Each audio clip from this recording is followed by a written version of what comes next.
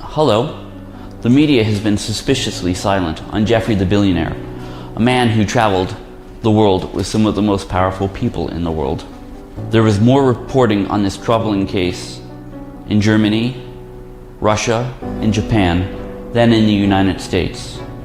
One must ask themselves why.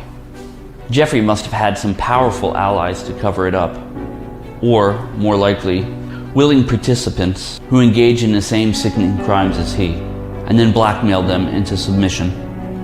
The world has been asking who the people are in the video files that were given to me 10 years ago by the detective and the friend that was investigating the case. When given to me, I never looked at them, as they were to be held for safekeeping. And until the Times of London came out with their story in September, I never gave the files a second thought. To me, they were just a blob of zeros and ones residing on my hard drive, taking up space. As many of you know, the feds seized my computers in 2016, taking a trove of files with them. From 2016 to 2019, the feds had ample time to examine those files, determining the contents, and I'm most certain that they did. In 2019, the feds discovered that I had a backup of the data that was sent to me here in Russia.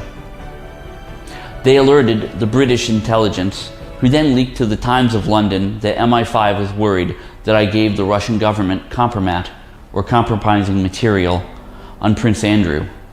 Reading this in the Times was a shock to me. But more so, it was confirmation that the FBI knows who is involved. The FBI is notorious for keeping information secret unless there's an absolute need to share it with a foreign intelligence agency like MI5. And so the only possible way for MI5 to understand that I possessed these videos was for the FBI to contact them and tell them. Why would they contact MI5? Because the FBI knew that a powerful British national had the ability to be compromised. It is clear that the top echelon of the FBI, who has all these files, was more concerned with the safeguarding of the identity of the criminals that commit the crimes against children than arresting the criminals themselves. When the Times of London broke the story in late 2019, I was sitting with journalist Ron Chesepiak, who is in Moscow on another project. As he sat in my living area, he asked me if I had the drive.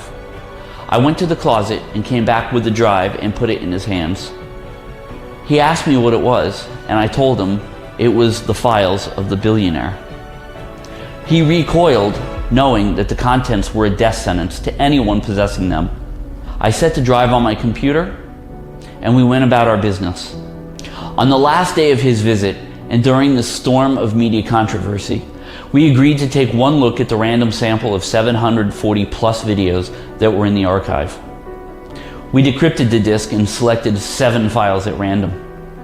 All 7 video files were videos taken by cameras strategically placed in various areas of a residential home, not in a commercial setting. Out of the 7 files, all of them contained girls that I am certain to be under the age of consent. 6 of them had men that were much older that looked to be at least in their 40s.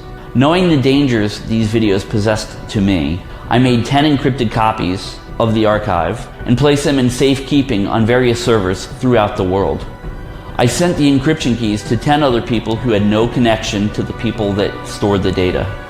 And 10 more people have explicit instructions to match the keys with the data in the event something happens to me. The encrypted physical drive was sent to be stored at a very powerful person's facility in South Russia, and that encryption key was given to an attorney along with instructions in case something happens to me. At no time did the Russian government ask me for the files, and at no time did I provide the Russian government with any of the files. Explicit instructions were given to the key pairers to prevent releasing the keys in times of duress. I no longer have easy, immediate access to the bulk of the files, and it is done by design to ensure my own safety. But I have the 7. In 5 of the videos that contained men, the video quality was too abysmal to easily recognize anyone. Keep in mind, these videos were from a time when HD wasn't around, so the resolution is probably about 480, but one of the videos contained imagery decent enough to identify an individual with any level of certainty.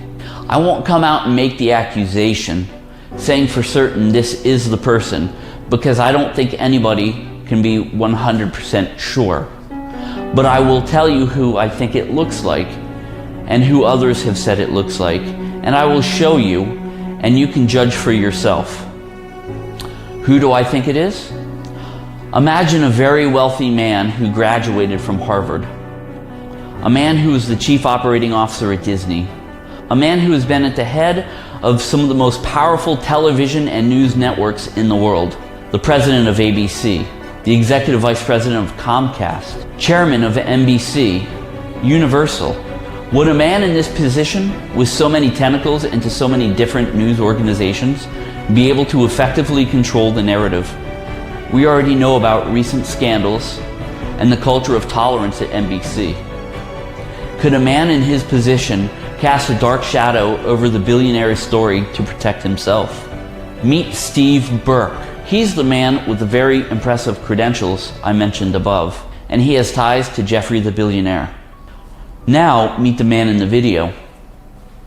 The lighting isn't ideal, but to me and to other people I have shown, we agree that this is, with a high percentage of certainty, the same man. No doubt that the FBI, who possesses these videos, has much higher capabilities to analyze this, and they would be able to say for sure, but they won't. The man in this video is shown having a relationship with a blonde girl who I am certain is several years too young to consent to such things. For legal purposes, the entirety of the woman has been blacked out. But perhaps a victim will see this, recognize the situation, and come forward to give clarification as to where it was, when it was, and who it was. The only thing I can tell you for sure is it came from the archives of Jeffrey the Billionaire, circa early to mid-2000s. My name is John Mark Dugan. I'm a former Marine, and I'm a former Deputy Sheriff for the Palm Beach County Sheriff's Office, in the backyard of where Jeffrey the Billionaire lived. Due to this video service flagging videos, I won't mention his name, but the detective investigating this case was a colleague and a friend. I have been instrumental in Palm Beach County since 2010 in exposing the crimes of bad deputies.